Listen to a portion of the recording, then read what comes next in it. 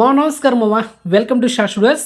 ప్రభాస్ నటించిన latest block buster movie కల్కి 2898 and ఈ సినిమా తెలుగు కలెక్షన్ చూసుకుంటే మన ఆంధ్రప్రదేశ్ అండ్ తెలంగాణలో లాంగ్ రన్ వరకు ఈ సినిమా 187,27,00,000 నెట్ కలెక్షన్ చేసింది.